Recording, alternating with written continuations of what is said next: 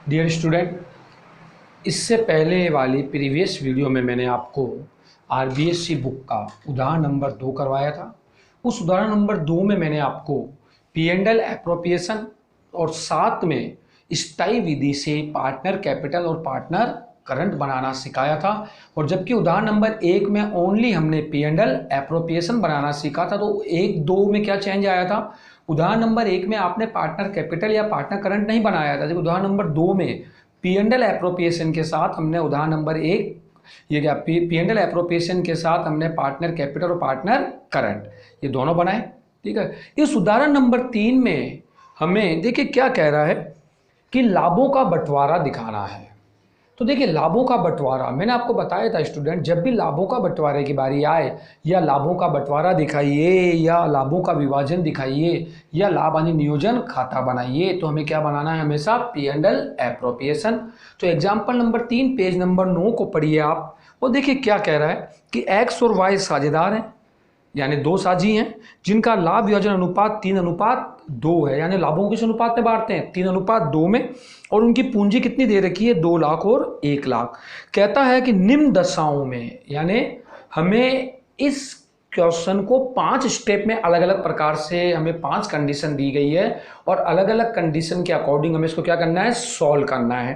तो देखो पहली कंडीशन क्या कहता है कि यदि साझेदारी संलेख में पूंजी पर ब्याज के संबंध में कोई प्रावधान नहीं है और वर्ष के लाभ कितने हैं? 60,000, तो लाभों का क्या दिखाइए? बंटवारा दिखाइए, प्रॉफिट डिस्ट्रीब्यूशन दिखाइए। तो देखिए स्टूडेंट, सबसे पहले जब भी मैंने कहा था लाभों का बंटवारा दिखाना हो, आपको लाभों को बांटना हो, पी एंड एल एप्रोप्रिएशन बनाना हो, तो ये अपन ने बनाया P and L appropriation account.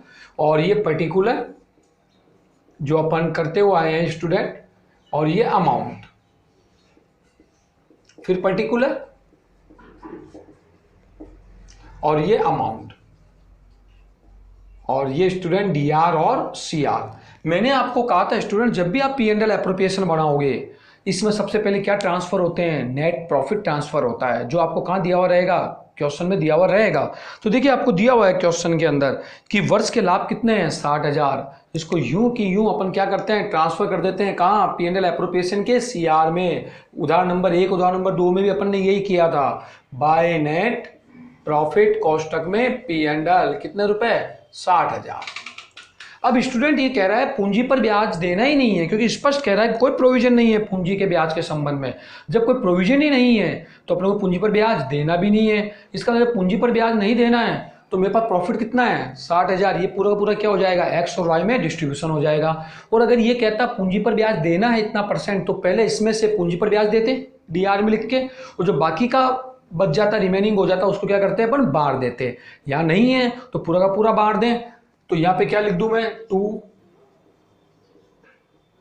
Profit, ये अंडरलाइन, ये एक्स और ये वाई को कितने टोटल ज्यादा आ रही है स्टूडेंट? सी आर की 60,000। इधर भी कितनी आनी चाहिए? 60,000। डिफरेंस कितना आ रहा है स्टूडेंट? 60,000 का, ये 60,000 बटेगा पूरा, तो एक्स का 60,000, वाई को भी 60,000 में से हिस्सा मिलेगा। किस अनुपात में बांटना है? 3:2 में। तो यानी 3/5 और 2/5। ये कितना हो गया स्टूडेंट? बार दिया 36,000, तो 1 हो गया। Clear student? और ये हो गया बार दुआ 24,000, 1 हो गया। टोटल कितना हो गया स्टूडेंट? ये हो गया 60,000। क्लियर? ये हो गया हमारा स्टेप नंबर 1। हमें दूसरी कंडीशन कह रहा है इसी के आधार पर कि यदि साझेदारी संलेख में पूंजी पर ब्याज कितना देना है? 10% और हानि है 60,000। इसके पहली वाली कंडीशन में क्या था स्टूडेंट? प्रॉफिट था। दूसरी वाली कंडीशन में क्या कह रहा है? हानि है। तो हानि कहाँ जाएगी? पी एंड एल एप्रोप्रिएशन के लाभ तो जाता है सी आर में, और हानि कहाँ जाती है? डी आर में। तो हम यहाँ पे क्या लिखेंगे? To net loss. To net loss कितने रुपए स्टूडेंट? 60,000। अब ये कह रहा है पूंजी पर 10% ब्याज देना है, लेकिन यहाँ ये नहीं कहा गया स्टूडेंट कि पूंजी पर जो ब्याज है लाभों को क्या माना गया? प्रभार। अगर लाभों पे प्रभार नहीं माना जाता है और अगर हानि हो जाती है तो पूंजी पर ब्याज हो तो भी नहीं दिया जाता है।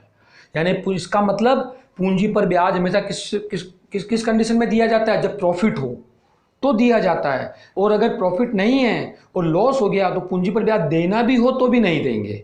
लेकिन अगर एक लाइन लिखी हुई आ जाए कि पूंजी पर ब्याज को लाभों पे क्या माना गया है? प्रभार माना गया है, तो देना है। अन्यथा कभी भी लाभों की स्थिति में ही पूंजी पर ब्याज दिया जाता है, लॉस की स्थिति में पूंजी पर ब्याज नहीं दिया जाता। तो यहाँ पूंजी पर ब्याज हम देंगे ही नहीं। जब पूंजी पर ब्याज स्टूडेंट हम देंगे ही नहीं तो हम क्या करें? अब ये 60,000 की जो हानि है किससे वसूल कर लें? एक्स और वाई से। नॉर्मल सी बात है स्टूडेंट, जनरल नॉलेज की बात है। जब लाभों के अधिकारी कौन है? एक्स और वाई साझी होते हैं। तो हानि के अधिकारी भी कौन होते हैं? साझी। तो लाभ होते हैं तो उनको बांटते हैं, हानि होती है तो भी उनसे वसूल की जाती है। तो देखिए कितने की टोटल ज़्यादा आ रही है? डी आर की। ये 60,000, इधर भी कितने लिख दिए स्टूडेंट? 60,000। ये किससे वसूल करनी? तो यहाँ लिखेंगे अपन बाय पार्टनर कैपिटल। किससे लेने हैं स्टूडेंट? एक्स और वाई से। कितने रुपए वसूल करने हैं? 60,000 और ये 60,000। किस अनुपात में? वही स्टूडेंट 3/5 और 2/5। इससे कितने हो गए स्टूडेंट? 36,000 और इससे कितने हो गए? 24,000। और यहाँ पे टोटल हो गए स्टूडेंट अपने 60,000। क्लियर? तो इससे क्या सीखा स्टूडेंट कि पूंजी पर ब्याज हमेशा ओनली कौन सी कंडीशन में दिया जाता है? लाभों से। हानि होने की दशा में नहीं दिया जाएगा। क्लियर? तीसरी कंडीशन, यदि साझेदारी संलेख में पूंजी पर ब्याज के लिए 10% का प्रावधान और वर्ष के लाभ कितने हैं? 60,000। वही तरीका स्टूडेंट, सबसे पहले लाभों को ट्रांसफर किया अपन ने बाय नेट प्रॉफिट, कोष्टक में पी एंडल, ये 60,000 रुपए। अब ये कह रहा है इसमें से पूंजी पर ब्याज देना है कितना स्टूडेंट? 10%। तो 10% दे देते हैं। तो सबसे पहले यहाँ पे क्या लिखें? To interest on capital. किसको देना है स्टूडेंट? एक्स और वाई को। एक्स की पूंजी कितनी है? 2 लाख। ये 2 लाख इंटू कितना परसेंट है स्टूडेंट? 10/100। कितना मिला? 20,000। तो स्टूडेंट इसको मिला। वाई की पूंजी कितनी है? 1 लाख। कितना देना है? 10/100। कितना मिला स्टूडेंट? 10,000। टोटल कितना दे दिया? 30,000 दे दिया। यानी 60,000 में से 30,000 तो पूंजी पर ब्याज दे दिया। कितने बच गए? 30,000 रुपए बच गए स्टूडेंट। ये 30,000 क्या करें? बांट दें। टू प्रॉफिट, कोष्टक में कितने रुपए बांट रहे हैं स्टूडेंट अपन? 30,000। किसको बांट रहे हैं? एक्स और वाई। एक्स को कितना मिला? 30,000। 30,000 किस अनुपात में बांटना है?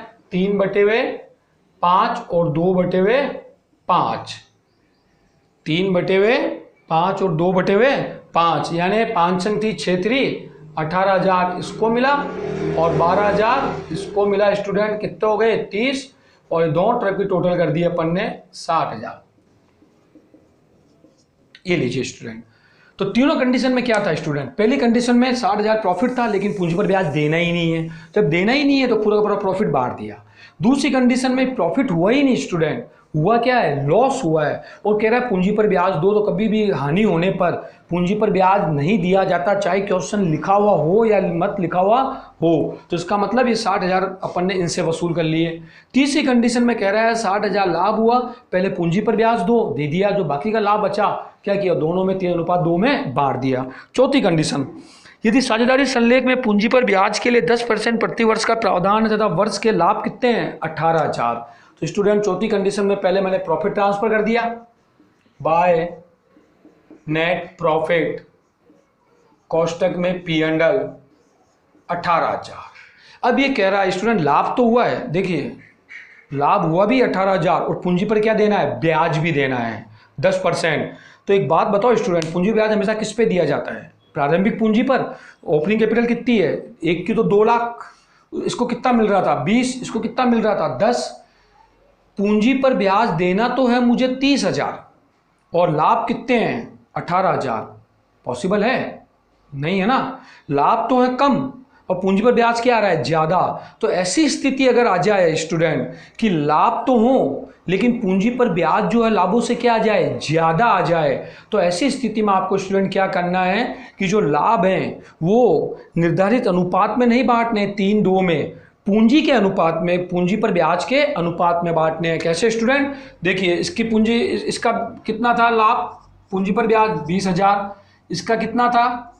10,000। 4 से 4 किस अनुपात में? 2:1 में। ओके स्टूडेंट, वापस रिपीट कर रहा हूं, ध्यान से समझना।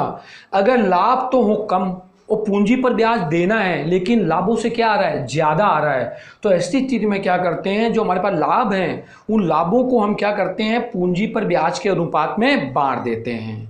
ठीक है, तो यहाँ पे देखिए स्टूडेंट, ये यहाँ पे लिख दिया अपन ने, कितने रुपए हो गए स्टूडेंट अपने, ये 2 इंटरेस्ट ऑन ये कैपिटल।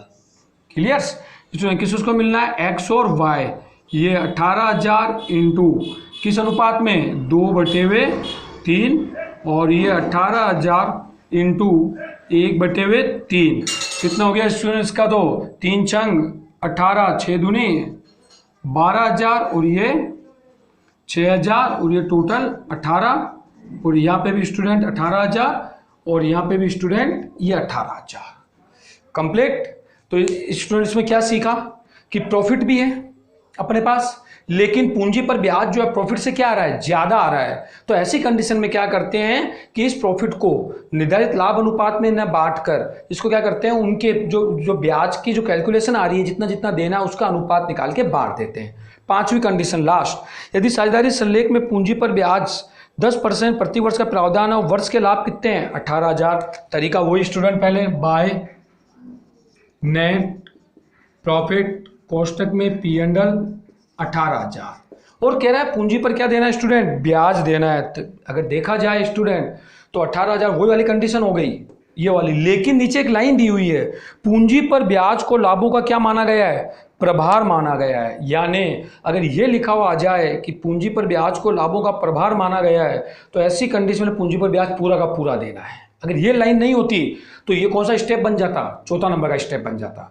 लेकिन ये कह रहा नहीं, पूंजी पर ब्याज को लाभों पे क्या माना गया है, प्रभार माना गया है। अगर ये लाइन लिखी हो आ जाए तो देना तो है ही है, तो यहाँ पे दे देते हैं अपन student 2 interest on capital X और ये वाई। एक्स कितने निकले थे स्टूडेंट, 20,000, वाई का कितना निकला 10,000, टोटल कितना हो गया ये 30,000। ये तो हो गया स्टूडेंट, दे दिया अपन ने। अब देखिए स्टूडेंट यहाँ किधर की टोटल ज्यादा आ रही है, पहले तो ये बताइए, ये आ रही है डी आर की टोटल कितनी आ रही है 30, इधर भी कितनी आनी चाहिए 30, यानी कितने रुपए कम पड़ रहे हैं 12,000 किधर सी आर में। मैंने कहा था अगर डी आर की टोटल ज्यादा आए तो लॉस और सी आर की टोटल ज्यादा आए तो प्रॉफिट। तो ये जो 12,000 की हानि हो रही है किससे वसूल करें, साजियों से वसूल करें, किससे, साजियों से। तो यहां पे बाय पार्टनर कैपिटल किससे लेना है स्टूडेंट, एक्स और वाई। ये तो 12,000 इंटू किस अनुपात में स्टूडेंट, 3:2 में। तो ये 12,000 इंटू 3/5 और ये 12,000 इंटू 2/5, ये आया स्टूडेंट 7,200 और ये 4,800, टोटल कितना हो गया स्टूडेंट, ये 12,000। तो स्टूडेंट इन पांचों वीडियो में क्या है, एक बार विस्तार से 2 मिनट के अंदर देखिए।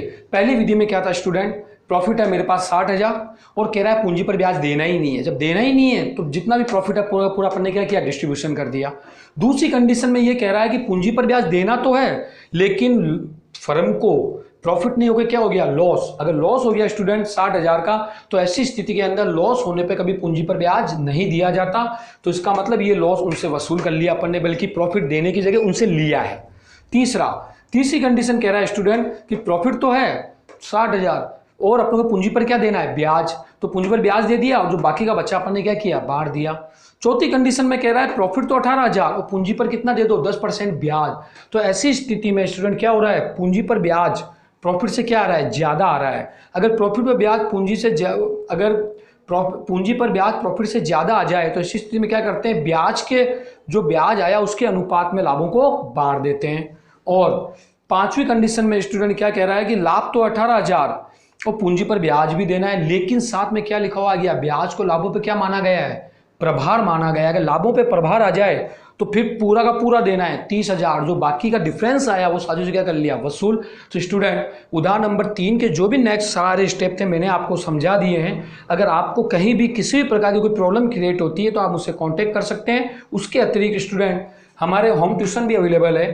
तो स्टूडेंट अगर आपको होम ट्यूशन की नीड है तो आप होम ट्यूशन के लिए मुझे मेरे 9413950096 पे व्हाट्सएप पे कांटेक्ट कर सकते हैं या 8233736354 पे आप मुझे कॉलिंग कर सकते हैं। धन्यवाद स्टूडेंट, ओके बाय।